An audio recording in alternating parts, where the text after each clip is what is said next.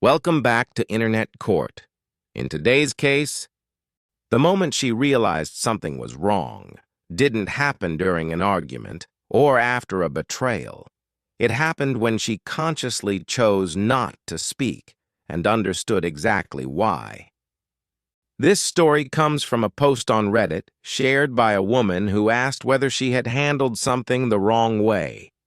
Not because of what she said, but because of how long she stayed silent. She and her partner were sitting at the kitchen table, halfway through dinner. She had started talking about something that mattered to her. Nothing dramatic, just a concern she'd been holding on to all day. He nodded once without looking up, his attention fixed on his phone.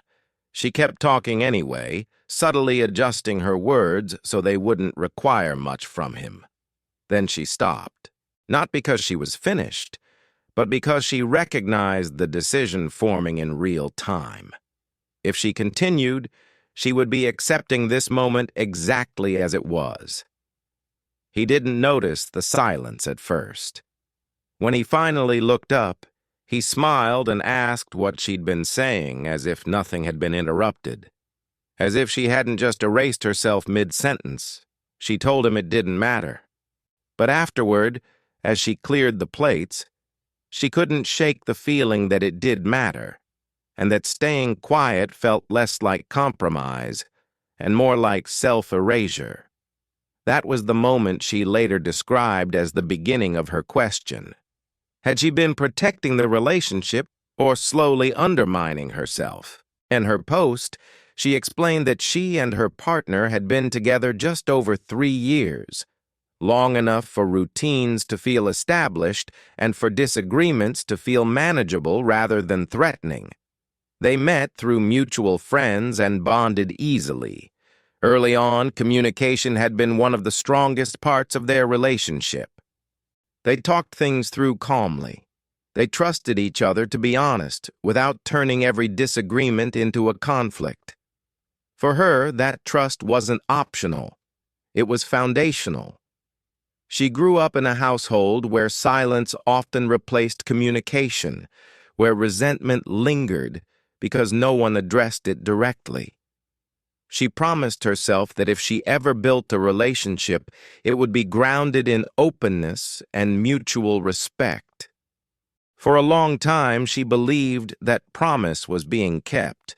Their normal life was quiet and stable, shared meals, casual conversations about work, comfortable evenings where neither of them needed to perform for the other. She didn't expect constant attention, just presence. But slowly things shifted. Not in obvious ways, nothing she could point to and say, "This is the problem." Conversations became shorter.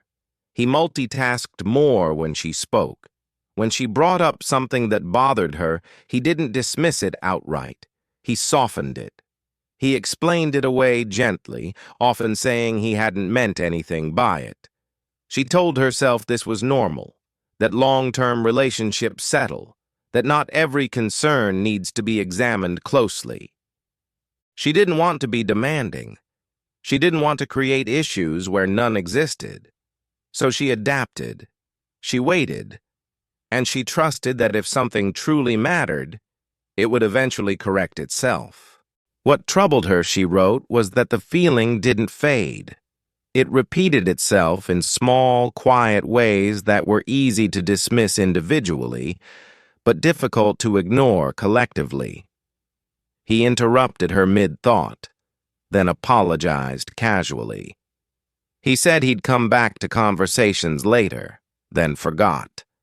When she tried to explain how those moments affected her, he responded calmly, saying she might be reading too much into things.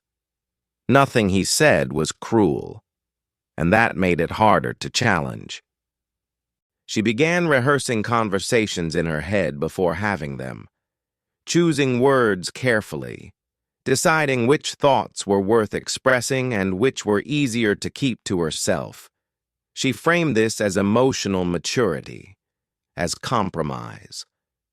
But at night, when she replayed her days, She noticed how often she had adjusted herself to fit around his attention rather than expecting mutual presence.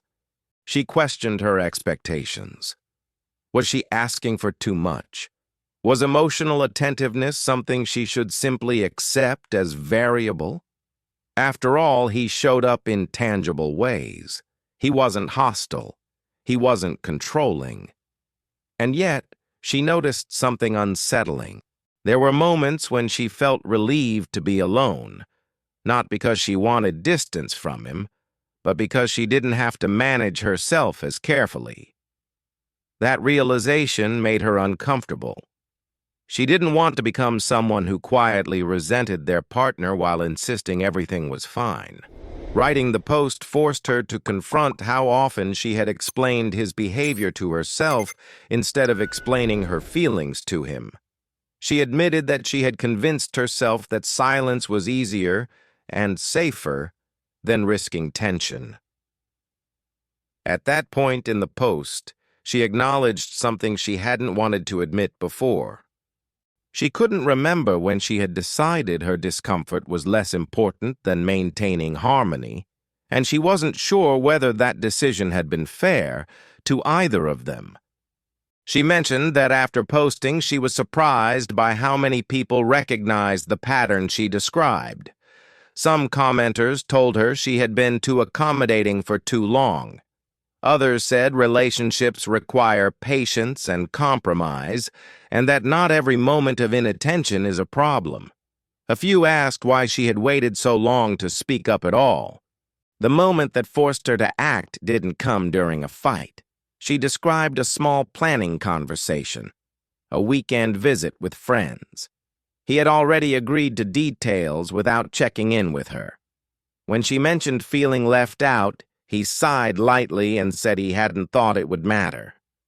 That sentence stayed with her. Not because it was aggressive, but because it was honest. And in that honesty, she realized something difficult. She had been teaching him what mattered by what she tolerated. She wrote that she stood there weighing her options. She could let it go, preserve the peace, and tell herself it wasn't worth addressing. Or she could finally articulate what she'd been holding back, calmly, without blame, but clearly. She chose the second option.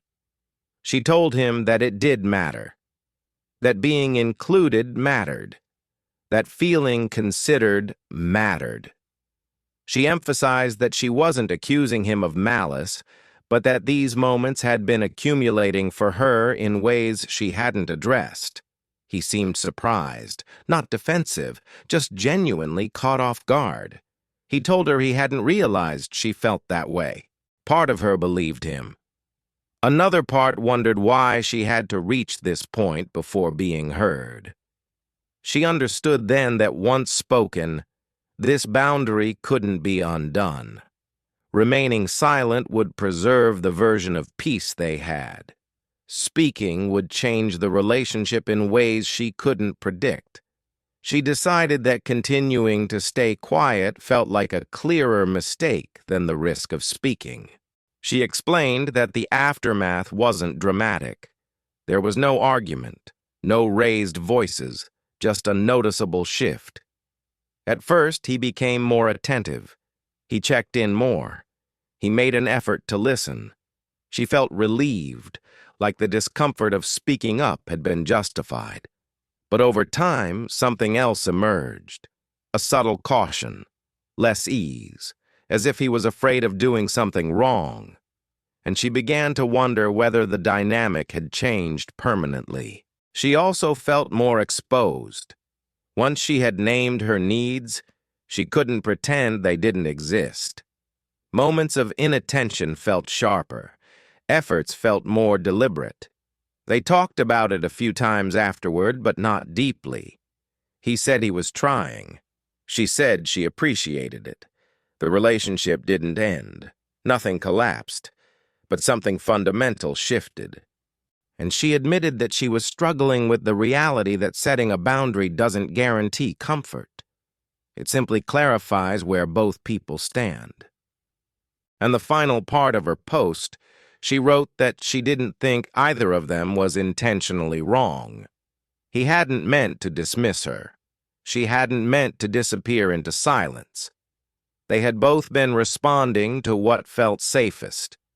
But she realized that trust isn't only about believing someone won't hurt you on purpose.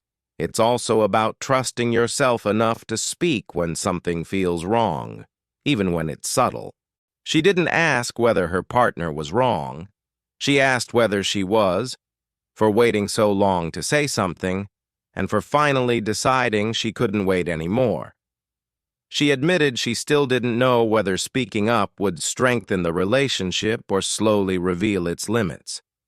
But she knew that ignoring her discomfort would have meant continuing to shrink herself for the sake of peace. And she wasn't sure that silence had ever truly protected anything at all. So at this point, I turn it over to you. What's your verdict in this case? Let me know in the comments. If you enjoyed this video and want to see more like it, be sure to hit like and subscribe. It's always appreciated.